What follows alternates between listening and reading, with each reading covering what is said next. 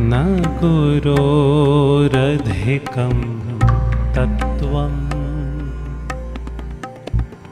न गुरोरधिकं तपः।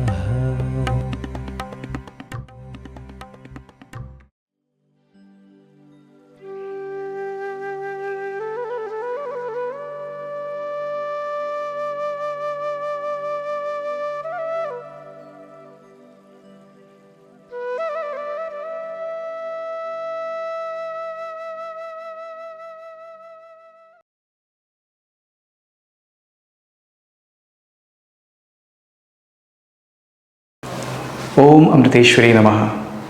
Welcome to Amrita Vaibhavam.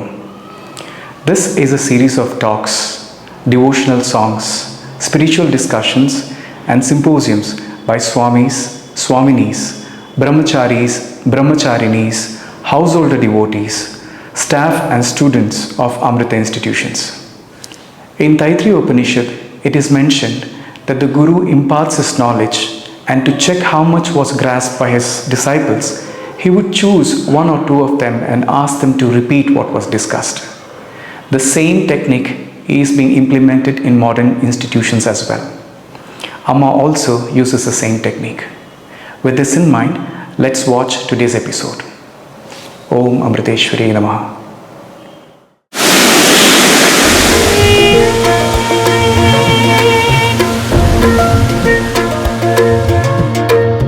Om Amriteshwari Namaha. Today's topic is Vasudhaiv Kutumbakam, disaster warning and Amma's compassionate response.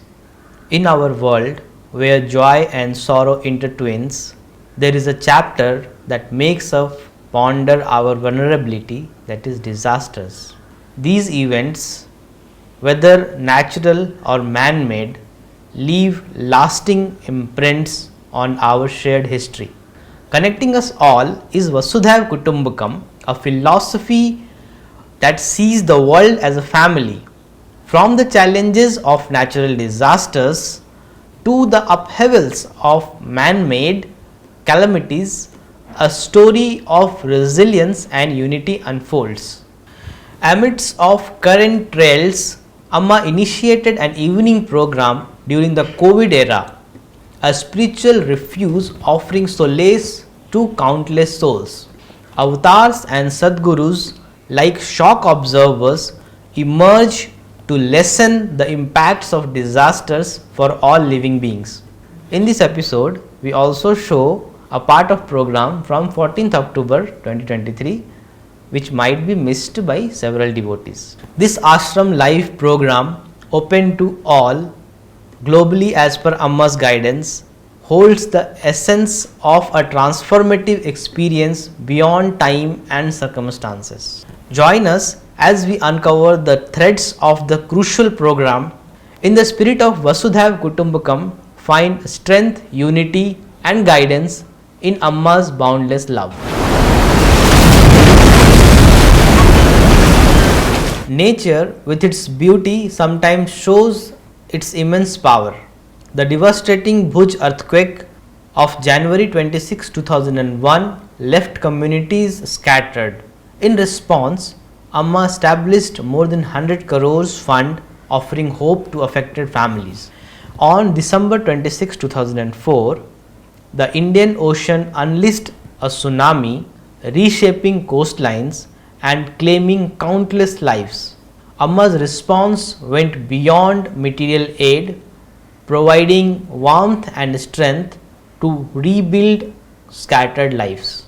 In 2013, Uttarakhand faced landslides and floods combined forces, causing widespread destruction. In 2018, Kerala battled floods intensified by climate change. Amidst chaos, Amma emerged as a beacon of hope. Through compassion, she led initiatives for disaster relief and scientific innovations. Recognizing excellence, the awarded Disaster Award 2023 honored Amrita Center for Wireless Network and Applications. Their innovative landslide early warning technology in the Himalayas and the Western Ghats saved lives. The winner of the 2023 Averted Disaster Award goes to the Amrita Center for their landslide early warning and community preparedness work, and we'd like to invite Dr. Manisha Ramesh with us to the stage to receive the award.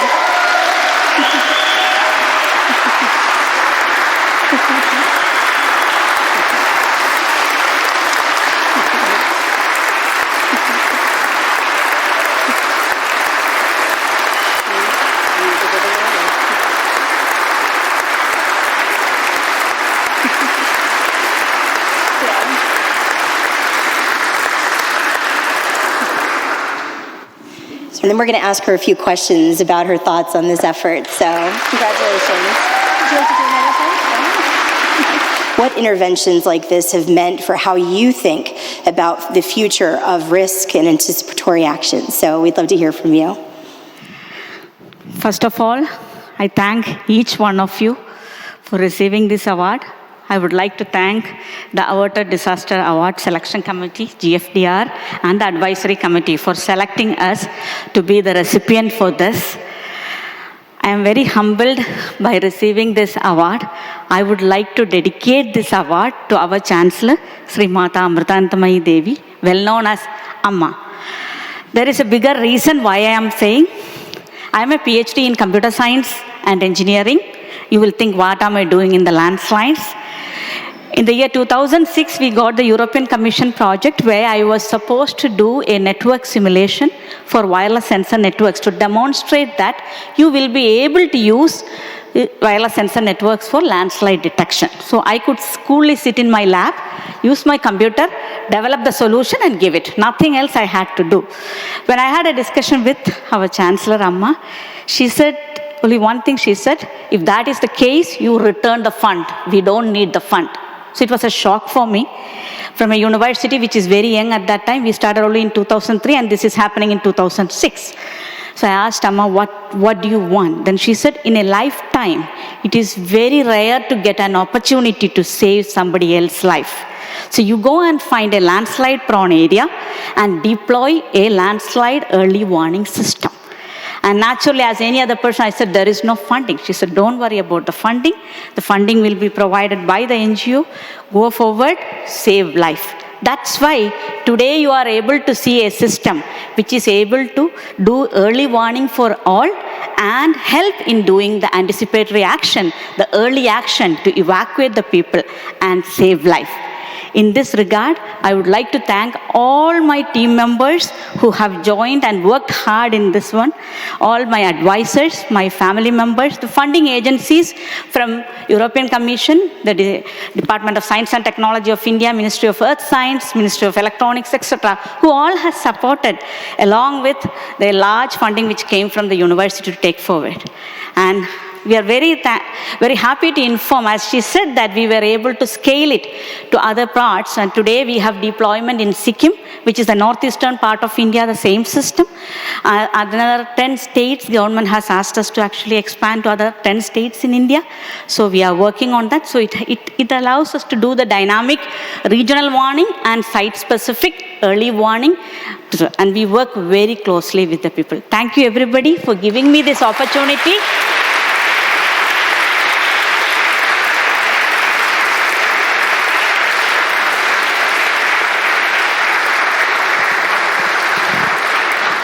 Thank you so much. The collaborative approach between the scientists and the community in landslide prone areas resulted in effective technology, ultimately saving lives.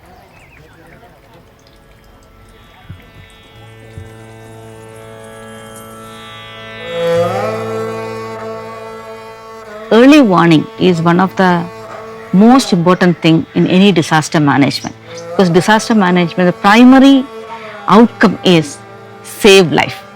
So how do you save life? You have to give them enough time to get prepared, then move out of the place. We had always focused on looking into all the domains which play in the initiation of landslides, and at the same time how you can capture these signals ahead of time. IoT systems are key in the monitoring and early warning detection of landslides. They contain sensors that are able to detect environmental variables in the landslide-prone area, such as soil moisture, pore pressure, and vibration levels. Deployed at specific locations, these systems work in real time to transfer data from the Field Management Center to the Amrita Center for Analysis. Here, the world's first technological system has been developed using AI to automatically detect the severity of the data and determine the level of landslide warning to be issued by the authorities. For you to initiate any disaster management activity, the first and the foremost thing is identifying all the stakeholders involved in it. You need each one of them to understand the challenges and provide solutions accordingly. First and the foremost thing we have done is we went to the community and we involved them while we were making the solution. Every year, the Amrita team equips local community representatives with the skills to effectively oversee and maintain the sensors within their area. Through this initiative, the team fosters a sense of ownership for the solution, increasing confidence within the community around the reliability of the technology. இந்த மாதிரி போயிட்டு இருக்கும்போது அமிர்தாவுக்குள்ள அறிவியல் ஆராய்ச்சியில் இருந்து நிலச்சரிவுகளை பற்றி சொல்லிக் கொடுக்கறது இவங்களுக்குள்ள மக்களுக்குள்ளேயும் ஒரு சென்ட்ராக இடையிலன்னு நான் அவங்களுக்கு உங்களுக்குள்ளே கம்யூனிகேஷன் பண்ணி அறிவிப்புகளை கொடுத்துருக்கேன். இதெல்லாம் இருக்கிறதால நம்ம அதில் போட்டு மழை கூடுதல் இருக்குது, வர்ற 5 நாள் மழை கூடுதல் இருக்குது அப்படின்னு ஒரு அட்வான்ஸாக நம்ம சொல்கிறதுனால அவங்களுக்கு ஒரு உறக்க நிம்மதியான உறக்கம் வரும். So it's very important to give the information to the community, prepare them for any imminent disasters, and based on that, what actions they need to be taken.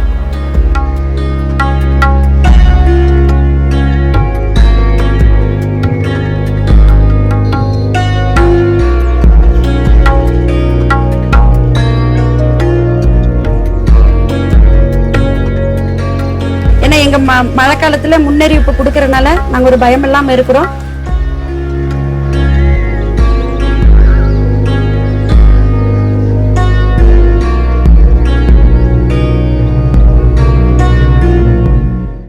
As we navigate through this turbulent time, it becomes clear that nature in its own way is giving back.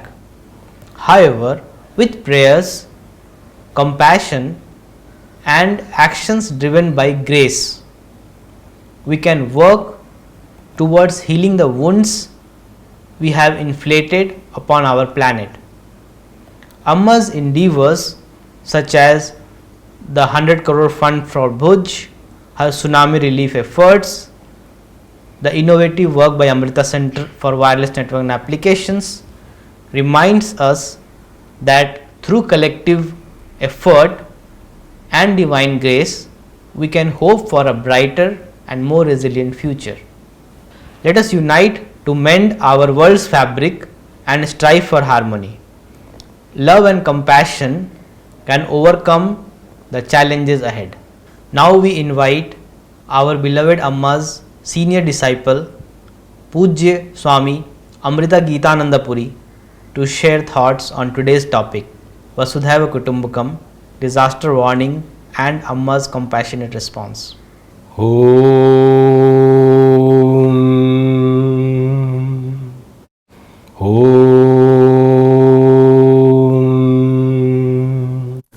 Om Shri Gurubhyo Namaha Hari Om Dhyayamo Dhavalavakunthanavatim Tejomayam Nishtikim Igdhapangavilokinim Dagavatim Mantasvita Srimukim Valsalyamrtavashinim Sumadhuram Sankirtanalapinim Shamangi Madhasikta Suktim Amritanandatmikam Ishwarim Om Gum Gurubhyo Namaha Om Gam Ganapate Namaha Om Ha Saraswati Namaha Om. My infinite prostrations at the lotus feet of my Sadguru Sri Mata Amritanandamayi Devi, Universal Teacher, Universal Mother, and my humble pranams to all Amma's beloved children watching this program. This topic today we selected was mainly disaster management. There was a very important program some few days back which was shown at the end of Amma's evening bhajan, and so many devotees missed it. It was a very beautiful program. The ADA, Averted Disaster award which was given to our team, and Dr. Manisha received it. We have seen the video already. So we are going to talk about the disaster management and how we can see the great spiritual master, even though she is the knowledge of everything, all topics, everything she knows very well. We can see Amma guiding the different different education departments. She knows everything. So this also disaster management was completely it was guided by Amma, that we have to really understand. So the brain behind every project is Amma, and Amma's children, they have total surrender and dedication, and therefore they are able to achieve whatever has to be achieved because of Amma's grace and the team's total faith and surrender in Amma. That's what we can see. Now, a question is usually asked by many. They say, why does such calamities happen even when Amma is present? So maybe that's a very question. Why does such calamities happen even when Amma is present? No, we have to understand that the total prarabdha is so much. We have to admit that. If it just is because of Amma's physical presence, the severity of this calamity was reduced to a minimum. Just because of Amma's physical presence and Amma's guidance, we can see this. We were able to go through all these calamities, all these sufferings, only because Amma's physical presence. So therefore, avatars are called shock absorbers. They can absorb the shock so that the pain that we experience is minimized. That is what we have to understand. I will give you one or two examples. An incident which took place long time back. It was a very humorous story. A temple priest from Kasaragod, his son was working in Trivandrum.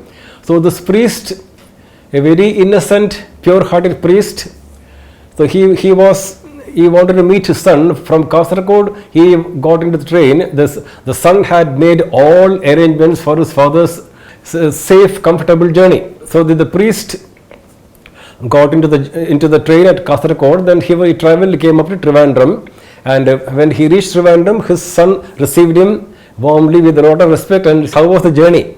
So the father said, the journey was excellent. The way they looked after me was really excellent. Breakfast he received, he described the very good breakfast, idli, vada, etc. And then again 11 o'clock they had the tea and snacks, and the lunch was also wonderful. And then he said at 4 o'clock again he had tea and snacks. That was wonderful. Everything was wonderful. But an incident took place in the train. The incident is, the priest had the habit of chewing betel nuts. So first time he was traveling the train, so the train was traveling. He was sitting on one side. For him the train was traveling backwards. So he was chewing betel nuts. So the without knowing, he just spat out the betel nut with the saliva. So what happened was, in front of him, an Englishman was sitting reading a newspaper. So when this priest spat out the betel nuts with this betel nut, what happened was, the wind took a small portion of the betel nuts and it fell on the Englishman. The Englishman was reading the newspaper. He saw that his clothes were become dirty because of this betel nut. He was very annoyed. He looked at the priest, elderly man, and impulsively he slapped the priest and then continued reading his newspaper. So the poor innocent, the priest, he did not know from where the slap came. The priest spat the betel nut. The Englishman got annoyed. He slapped, and he was lightning speed. He was watching the newspaper, slapped, and then he started continuing the newspaper. So this priest, he when he reached Trivandrum, he related to his son what has happened. The journey was excellent journey, but when you reach a certain place, you get a slap on your face. That I did not like. So you have to understand, the slap was because of what he did. Unknowingly he did something wrong. Therefore, I narrated this incident just to make us show that whatever we suffer, whatever calamity happens to us, it is because of our negative actions. Just as the priest spat and unknowingly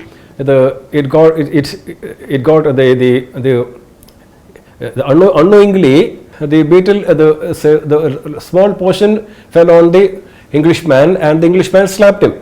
So we can understand I got a slap because of my unconscious wrong action.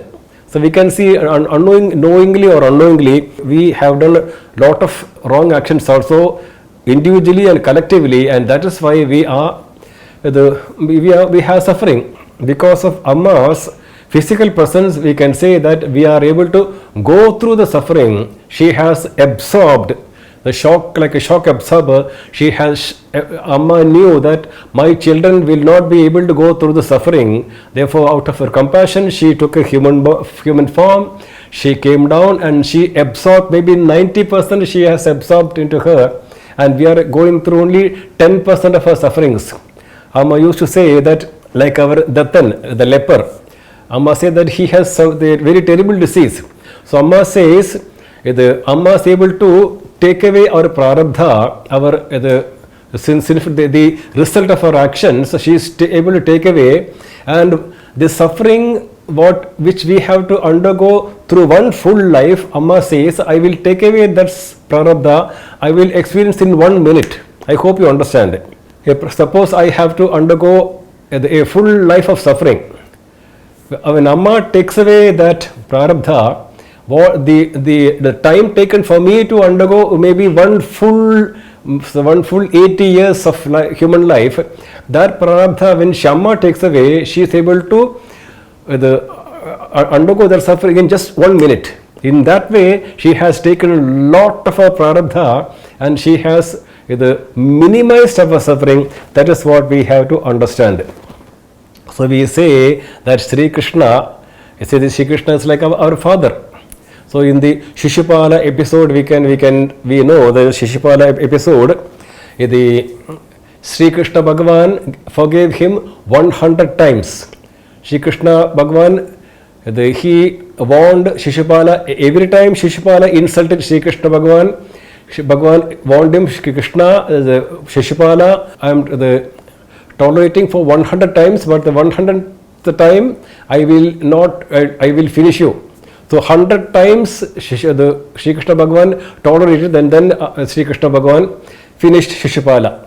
So we say, if Sri Krishna is our father, and if Sri Krishna Bhagavan, if the father can tolerate 100 times, then we can say that the mother can tolerate 200 times.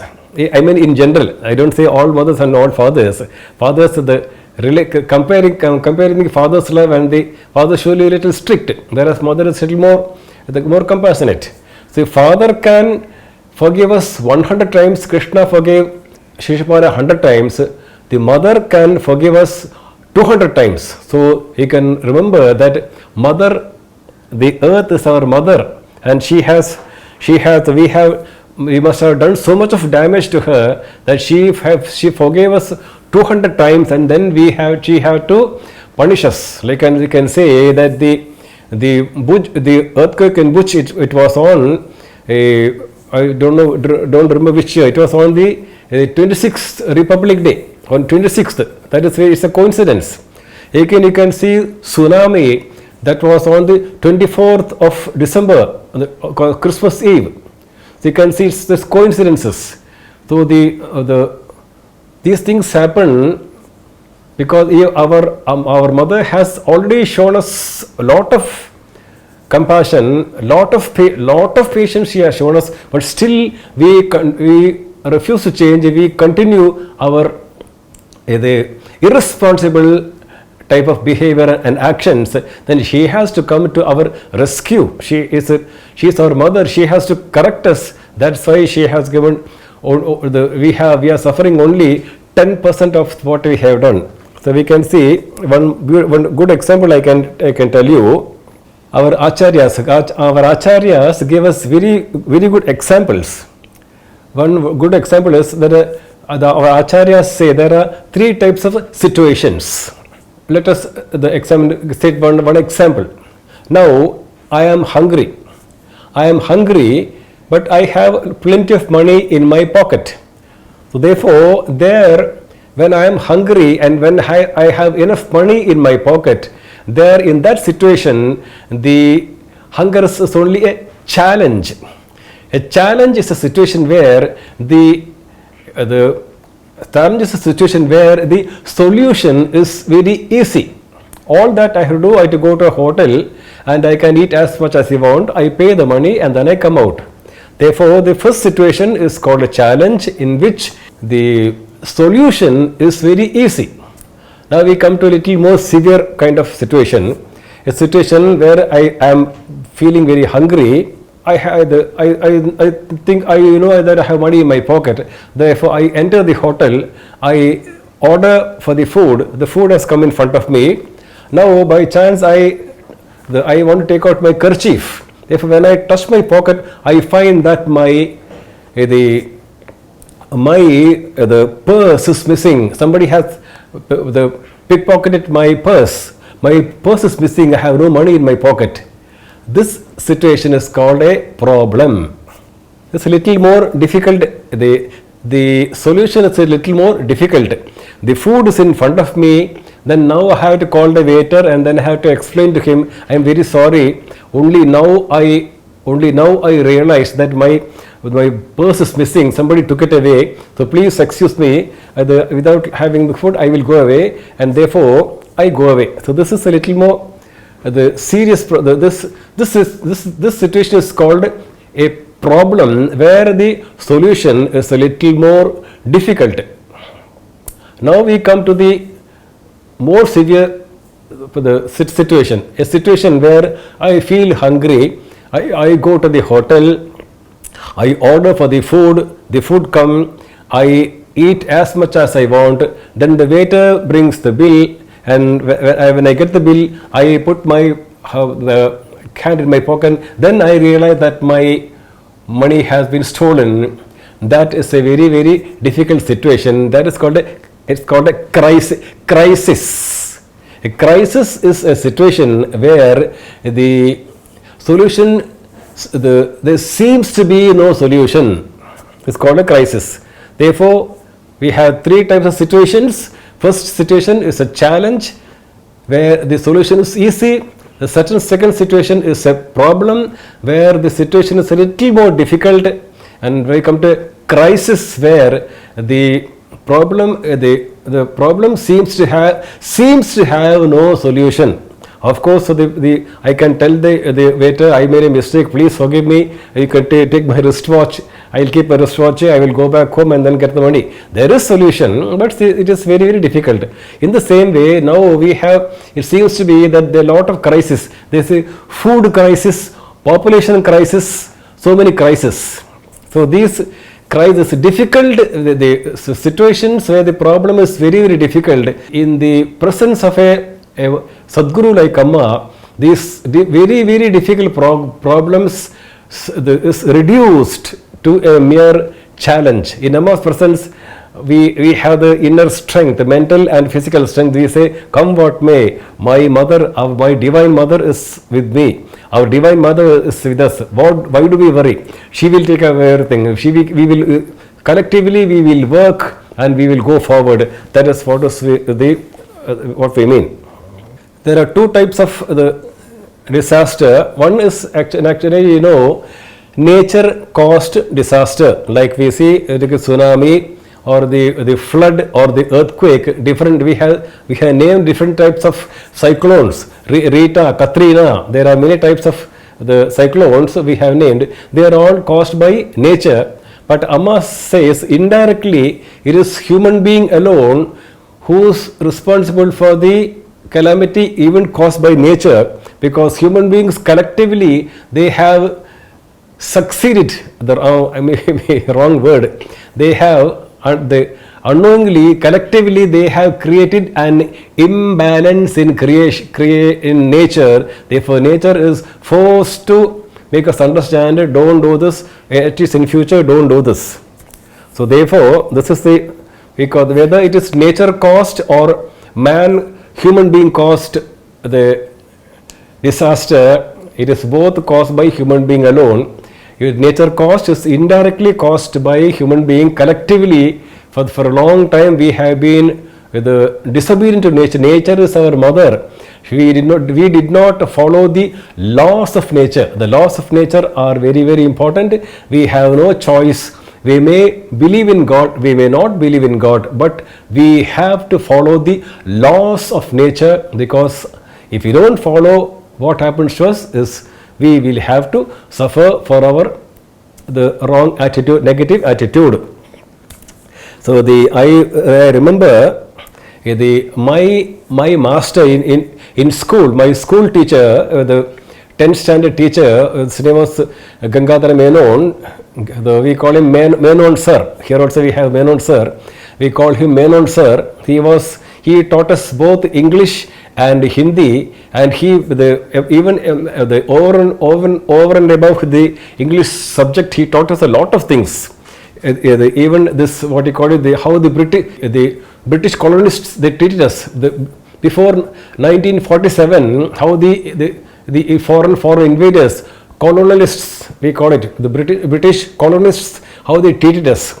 So our Menon sir was a student in the year 1925, and he said he remembers something which his English master told him. He was the British. He said, he told, you Indians, you were savages, you were barbarians. It is we Englishmen who educated you.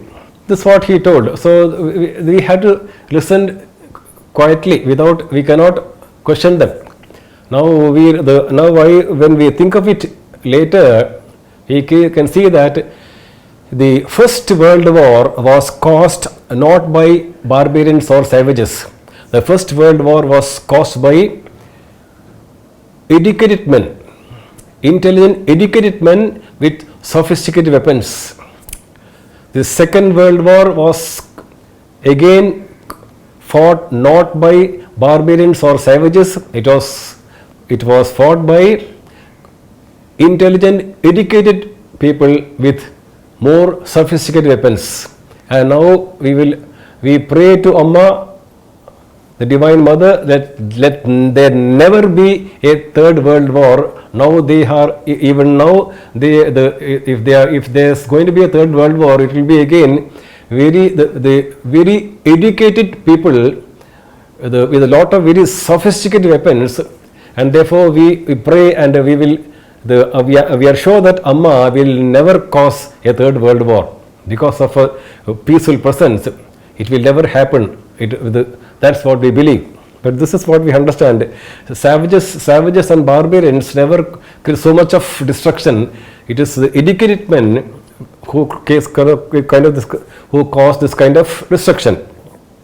Now, a very, very important point. Let us please listen how this Amma you always used to say that I can tolerate anything, but the only thing which I cannot tolerate is the ego. So we say as human beings we like enjoyment. As human beings, all human beings to a certain extent they like enjoyment. They work, but they like enjoyment. In this we have to understand there are two levels of enjoyment. It's called bhoga. In Sanskrit they say bhoga, or the arthakama. So one is the enjoyments at the physical level, eating delicious food, fond of luxury, and all the different kinds of physical enjoyment. That is called the sthula bhoga. It is at the physical level. So that is really difficult to remove, especially smoking or drinking, drugs, etc. It is very difficult. Once the person forms a habit, it is very difficult to remove this. But there is another bhoga which we call as the Sukshma bhoga. Sukshma bhoga is the enjoyment at the mental level. Mental level, we say, we hear sometimes we say that person is drunk with power. The enjoyment of power and position, name and fame, power and position, that's at the mental level. So you see, he was drunk with power. The intoxication of power, that is more difficult to be removed. But by the grace of Amma, we can see that because Amma is here, all of us think we have we have not only Matadipadis, we have heads of institution, the Vidyalayas, the colleges, we have so many CEOs. All of them think that I am only a humble servant of Amma. Amma is the master, I am only a humble servant. Because of Amma's presence, we never get into this kind of intoxication, the more dangerous intoxication of intoxication of power, position, name and fame. The most of Amma's children, we are saved from this kind of most difficult, most dangerous kind of intoxication. Just one more incident, then I will stop. There was a man who used to drink regularly. So he used to go in the evening. He used to go to the drinking booth. So when he was from his house, he was coming to there was a main road. He had to cross the main road and then go through the field to the drinking booth. So when he was about to cross, he saw Chaitanya Mahaprabhu and his devotees. They were singing, beautiful singing and dancing. So this man also liked dancing. So when they reached here, this man listened for some time to this beautiful kirtanam with the melodious, the mridangam, etc., khol, etc. They were chanting Hare Krishna, Hare Krishna. So he liked that. This very nice. So let me also join the dance. So this man was going to the drinking booth. He joined the dance. He joined them. Finally, when they started moving, unknowingly he moved them, and they finally reached the temple. So he was lost in himself. Then after that, we said, "My God, what have you done? I forgot drinking. I should have gone to the drinking booth. Anyway, tomorrow I will go." But next day it happened that he enjoyed the dance so much. He said, "Okay, tomorrow also I will dance for some time with the Hare Krishna people. Then I will go for drinking." But unfortunately, same thing happened when he joined the dance. He forgot himself. He joined in an ecstasy. Hare Krishna, Hare Krishna, Hare Ram. Went on dancing. He reached the booth. Second day also he forgot. He could not drink. So this happened third day, fourth day. Finally, after that, he understood that this intoxication of the Nama Japa, Nama Sankirtanam, that intoxication is the real joy. And there is, if I drink, the intoxication I get from the liquor, it spoils my health. Whereas the intoxication which I get from the Nama Sankirtanam, it keeps me, energizes not only my body, my mind, my whole being is totally energized. I feel so much of love and peace. I want to serve the world. I see Krishna everywhere. I want to serve the world, and such he completely changed. So this is the advantage of what we amongst children, we have. All kinds of other intoxication have no effect on us. Sooner, gradually, slowly, we get rid of all other intoxications. We know only one intoxication, the intoxication we get from the Nama Sankirtanam, the Jema Ambe, Jema Ambe, Jema Ambe, Jai Jema. That is the only intoxication we enjoy, and we are physically energized, we are mentally purified, we become so peaceful and joyful, and when we are extremely peaceful and joyful, we want to share the joy with others. That is the advantage. When we are extremely joyful and peaceful, we want to share she has created her children in such a way that we are now ready to share the joy and peace to the world of others, and the so-called disasters will be reduced to a minimum. Of course, disasters will always be there, but because of more divine presence, we will work together. We have the inner strength, spiritual strength, and we will work together for the betterment of the world. I offer these words to Amma. Om. I offer all these words to Amma's lotus feet. Om Amritageetananda. Om Lokaha Samastha Sukhino Bhavantu. Lokaha Samastha Sukhino Bhavantu. Lokaha Samastha Sukhino Bhavantu. Om Shanti Shanti Shanti. Sri Gurubhyo Namah. Hari Om.